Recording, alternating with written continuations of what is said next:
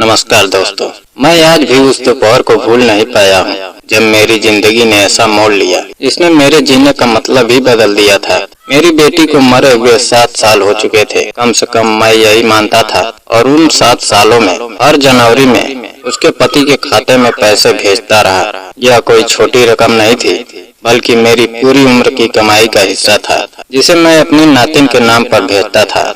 लेकिन सच यह है कि मैं यह सब खुशी से नहीं, बल्कि अपने अपराध बोध से करता था। क्योंकि जिस दिन मेरी बेटी ने आखिरी बार मुझे फोन किया था, उस दिन मैंने उसे ठीक से बात नहीं की थी। मेरा नाम सुरेश त्रिपाठी है, मेरी उम्र 68 साल है और मैं कानपुर के पुराने इलाके में एक छोटी सी किराने की दुकान चलाता हूँ। मेरी पत्नी सावित्री के जाने के बाद यह दुकान सिर्फ दुकान रह गई थी। मेरी बेटी नंदिनी मेरी एकलौती संतान थी। वह बहुत समझदार और दिल की बेहद नरम थी। उसने अपनी पसंद से शादी की थी और मैं पूरी तरह खुश तो नहीं था, लेकिन उसकी मुस्कान के आगे हार गया।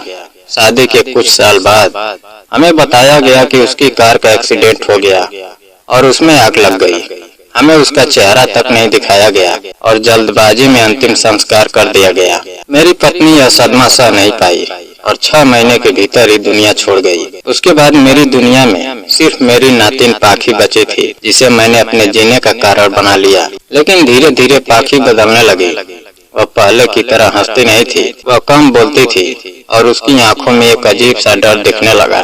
एक दिन जब मैं उसे पार्क ले गया तो उसने मेरी बांह पकड़कर धीरे से कहा, नानू, आप पापा को पैसे मत भेजा करो। उस एक लाइन ने मेरी रूह तक हिला दी। मैंने उससे पूछा क्यों, लेकिन उसने सिर्फ इतना कहा, आप खुद आकर देखो। उस दिन के बाद मेरे अंदर कुछ टूट गया और कुछ जाग गया। मैंने पहली बार उन कागजों को ध्यान से देखा जिन्हें मैं अब तक आंख बंद करके सच मानता आया था। अस्पताल के रिकॉर्ड में समय मेल नहीं खा रहा था, शमशान की रसीद में भी फर्क था और इन छोटी छोटी बातों ने मेरे मन में बड़ा शक पैदा कर दिया। मैंने अपने पुराने दोस्त रमेश से बात की, जिन्होंने मुझे समझाया कि भावनाओं से नहीं बल्कि सबूतों से चलो। फिर मैं पाखी के स्कूल गया। वहाँ पता चला कि फीस समय पर जमा नहीं होती और इमरजेंसी कॉन्टेक्ट में रीना नाम की एक महिला दर्ज थी, जिसे मैं जानता तक नहीं था। वही मुझे पाखी की एक ड्राइंग दिखी जिसमें उसने लिखा था, मम्मी विंडो से देखती थी। यह पढ़कर मेरी सांसें रुक गई, क्योंकि मेरी बेटी तो 7 साल पहले मर चुकी थी। फिर यह क्या था? फिर मैं अस्पताल गया, जहां एक पुराने कर्मचारी ने बताया कि उस रात पहचान को लेकर बहस हुई थी। अब मेरे शक और गहरे हो गए। अगले दिन मैं बिना बताए राकेश के घर पहुंच गया। वहां मुझे बाहर एक दवा की पर्ची मिली जिस पर सेडेशन लिखा था और तभी मेरी नजर ऊपर की खिड़की पर गई, जहाँ से किसी ने पर्दा हटाकर मुझे देखा। मेरा दिल जोर से धड़कने लगा। मैंने तुरंत दरवाजा खटखटाया और अंदर गया। मैंने सामान्य बनने की कोशिश की, लेकिन राकेश की घबराहट साफ दिखाई दे रही थी। जब मैंने रीना का नाम लिया तो उसका चेहरा उतर गया। मैंने मौका देखा और सीढ़ियों की तरफ बढ़ गया। उसने मुझे रोकने की कोशिश की, लेकिन मैं नहीं रुका।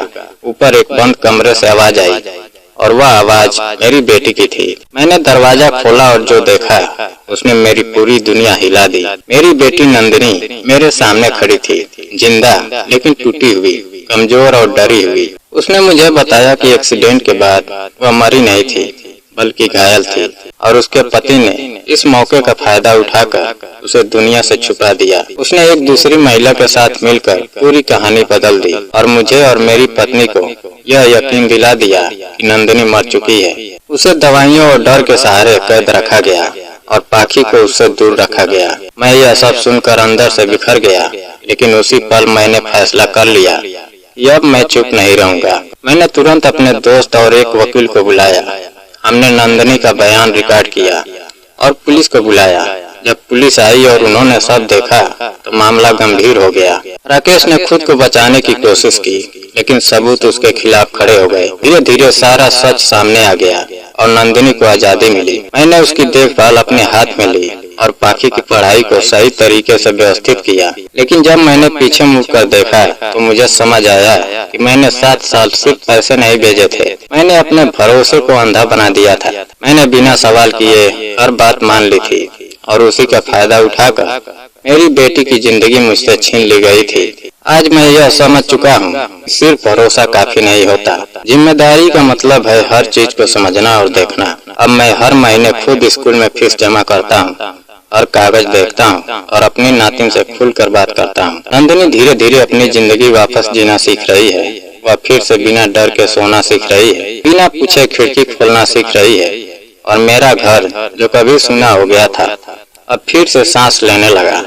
लेकिन इस पूरी कहानी ने मुझे एक बहुत बड़ी सीख दी कि दुख के समय आंखें बंद करना सबसे बड़ी गलती होती है, क्योंकि सच अक्सर हमारे सामने होता है और हम उसे देख नहीं पाते। अगर परिवार का कोई बच्चा अचानक चुप हो जाए या इशारों में बात करे तो उसकी बात को कभी हल्के में मत लेना, क्योंकि कई बार वही सबसे बड़ा सच छुपाए होता है। और अगर समय रहते ध्यान दिया जाए तो जिंदगी बदल सकती है। और अगर यह कहानी आपको अंदर तक हिला गई है तो इसे यहीं खत्म मत होने दीजिए, इसे शेयर कीजिए ताकि किसी और की आंखें समय रहते खुल जाए। क्योंकि कई बार एक कहानी सिर्फ कहानी नहीं होती, बल्कि किसी की जिंदगी बचाने का मौका होती है। और याद रखिए, भरोसा कीजिए लेकिन आंखें खोलकर, क्योंकि सबसे खतरनाक धोखा वही होता है जो विश्वास के नाम पर दिया जाता है। दोस्तों, अगर कहानी पसंद आई हो तो वीडियो को लाइक और चैनल को सब्सक्राइब करना ना भूलें।